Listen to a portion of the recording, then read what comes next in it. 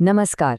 100% ethanol ઇંધણ એટલે કે E100 ભારતના માર્ગ પરિવહન મંત્રી નીતિન ગડકરી સાહેબનો તાજેતરનો આ બહુ મોટો અને બોલ્ડ દાવો છે. આ એક એવું નિવેદન છે જેને આખા ઓટોમોબાઈલ ઉદ્યોગ અને બજારોમાં હલચલ મચાવી દીધી છે. પણ શું આ ખરેખર કોઈ ગેમ ચેન્જિંગ માસ્ટર પ્લાન છે? કે પછી આની પાછળ કોઈ મોટું પ્રણાલીગત જોખમ છુપાયેલું છે જેની કિંમત ભવિષ્યમાં ચૂકવવી પડી શકે છે?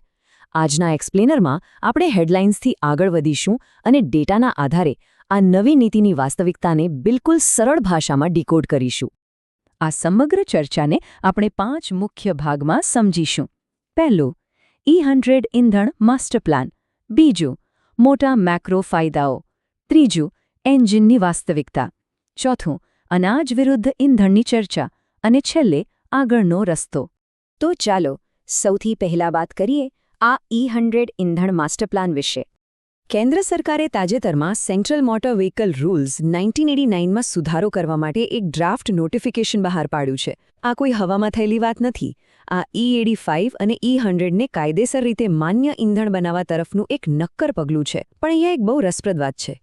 E100 સાંભળીને સીધો વિચાર આવે કે આ તો 100% શુદ્ધ ઇથેનોલ હશે, સાચું ને? પણ ટેકનિકલી એવું બિલકુલ નથી. વાસ્તવમાં જેને આપણે શુદ્ધ ઇથેનોલ કહીએ છીએ તેમાં પણ અંદાજે 93થી 93.5% જ ઇથેનોલ હોય છે.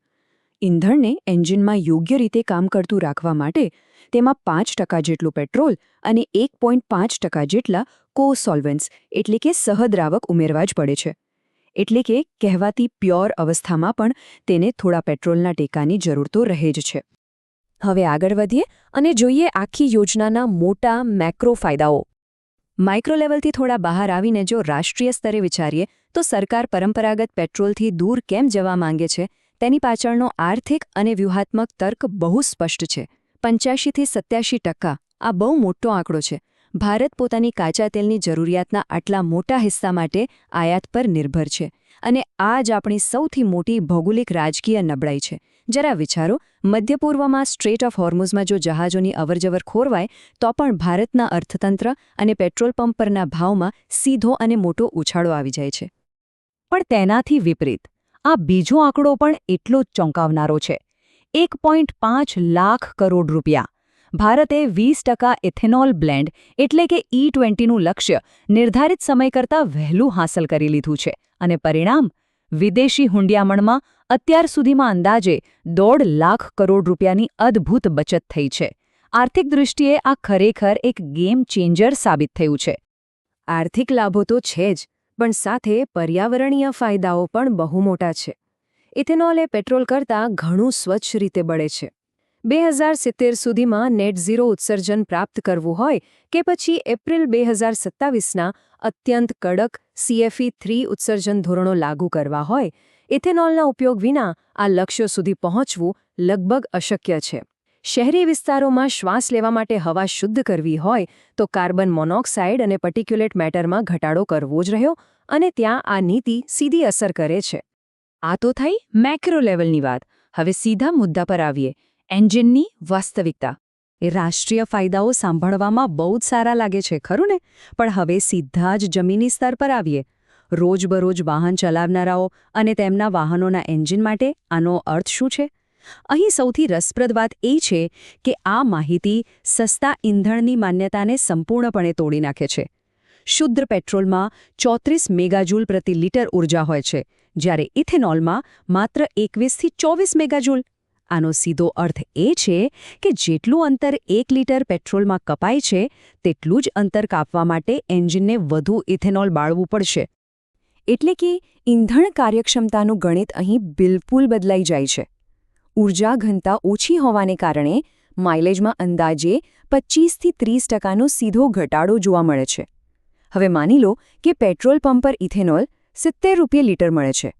તો સસ્તું લાગશે, પણ વધુ વપરાશને કારણે કાપેલા અંતરના હિસાબે તે ખરેખર 90થી 95 રૂપિયા પ્રતિ લિટર જેટલું જ ખર્ચાળ પડશે. ટૂંકમાં કહીએ તો ઓછો ભાવ એટલે સસ્તી મુસાફરી એવું બિલકુલ નથી. વાત માત્ર માઇલેજ પૂરતી સીમિત નથી. સામાન્ય એન્જિન પર ઇથેનોલની યાંત્રિક અસરો બહુ જ ગંભીર છે. ઇથેનોલનું મૂળ સ્વભાવ જ ભેજ ખેંચવાનો અને કાટ લગાવવાનો છે.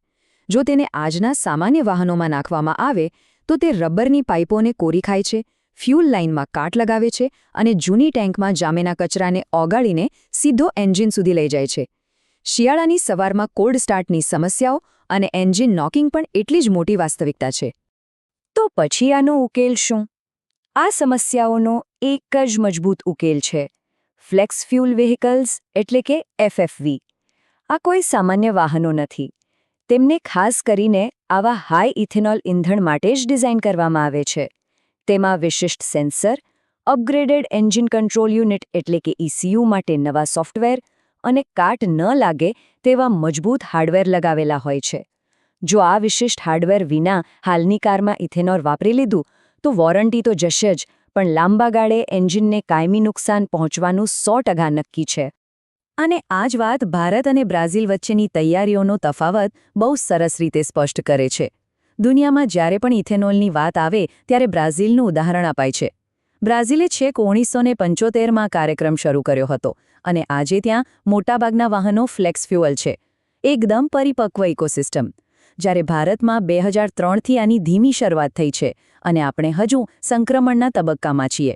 ફ્લેક્સ ફ્યુઅલ વાહનો હજુ મર્યાદિત પાયલોટ પરીક્ષણમાં જ છે અને ઇન્ફ્રાસ્ટ્રક્ચર હજુ વિકસિત થઈ રહ્યું છે. હવે એક બહુ જ સંવેદનશીલ મુદ્દા પર આવીએ: અનાજ વિરુદ્ધ ઇંધણની ચર્ચા. એન્જિનમાંથી બહાર નીકળીને જરાક ખેતરો તરફ જોઈએ. આ નીતિની આપણા કૃષિ ક્ષેત્ર, પાણીના સંસાધનો અને દેશની ખાદ્ય પુરવઠા શૃંખલા પર બહુ મોટી અસર થાય છે. ઇથેનોલ મુખ્યત્વે શેરડી અને મકાઈ જેવા પાકોમાંથી બને છે, જે બંને પુષ્કળ પાણી માંગે છે. હવે જો આવા પાકોનો ઉપયોગ માણસોના ખોરાકને બદલે વાહનોના ઇંધણ બનાવવા માટે થવા લાગે તો ખાદ્ય પદાર્થોના ભાવમાં ભડકો એટલે કે ફુગાવાનું મોટું જોખમ ઊભું થાય છે. વધુ નફા માટે ખેડૂતો ઇથેનોલ પાકો તરફ વળે તો ચોખા અને કઠોળનું ઉત્પાદન ઘટી શકે છે. ભૂગર્ભ જળ પણ ઝડપથી તળિયે જઈ શકે છે. ટૂંકમાં, ખેડૂતોને ઊર્જા ઉત્પાદકોમાં ફેરવવાથી એક બહુ મોટી નૈતિક અને આર્થિક દ્વિધા ઊભી થાય છે કે વાહનોને ચાલતા રાખવા જરૂરી છે કે લોકો માટે ખોરાકને સસ્તો રાખવો. અને અંતે ચાલો સમજીએ આગળનો રસ્તો. આ તમામ પડકારો અને લાભો વચ્ચે આખો કાર્યક્રમ આવનારા દાયકામાં કેવી રીતે આકાર લેશે તેનો રોડમેપ બહુ જ આક્રમક છે. પેસેન્જર વાહનોની વાત કરીએ તો ભારતે 2022માં જ E10નું લક્ષ્ય પ્રાપ્ત કરી લીધું હતું. હવે 2025 અને 2026 માટે E20નું રોલઆઉટ પહેલેથી જ કાર્યરત છે અને સરકારનું સૌથી મોટું અને મહત્વાકાંક્ષી લક્ષ્ય છે 2030 સુધીમાં છેક E100 સુધી પહોંચવાનું. સમય બહુ ઓછો છે અને ટાર્ગેટ બહુ મોટો. અને આ પરિવર્તન માત્ર જમીન પરના રસ્તાઓ પૂરતું સીમિત નથી રહેવાનું. આવશ્યક ચીજવસ્તુ અધિનિયમ 1955માં સુધારા કરીને વિમાનના ઇંધણમાં એટલે કે એવિએશન ટર્બાઇન ફ્યુલ ATFમાં પણ ઇથેનોલ મિશ્રણ શરૂ થવા જઈ રહ્યું છે. 2027માં 1%, 2028માં 2% અને 2029 સુધીમાં 3% ઇથેનોલ મિશ્રણનું લક્ષ્ય છે.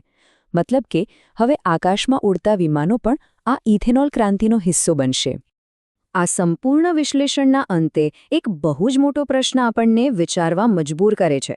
આપણી ઊર્જા નિર્ભરતાને વિદેશી તેલના કૂવાઓથી હટાવીને આપણા દેશના ખેતરો તરફ વાળવાથી શું ખરેખર ઊર્જા સંકટ હલ થશે કે પછી તે માત્ર સંકટનું સ્વરૂપ જ બદલી નાખશે? મેક્રો આર્થિક લાભો સ્પષ્ટ છે અને પર્યાવરણીય જરૂરિયાત પણ છે, પરંતુ યાંત્રિક અને કૃષિ સંબંધિત જમીની વાસ્તવિકતાઓ પણ એટલી જ કઠોર છે. ઊર્જા સાર્વભૌમત્વ પાછળનો આ વાસ્તવિક ખર્ચ સમજવો બહુ જ જરૂરી છે. આશા છે કે આજના આ એક્સપ્લેનરથી આ જટિલ વિષયને સમજવામાં એક નવી દ્રષ્ટિ મળી રહેશે. વિચારતા રહો અને માહિતગાર રહો.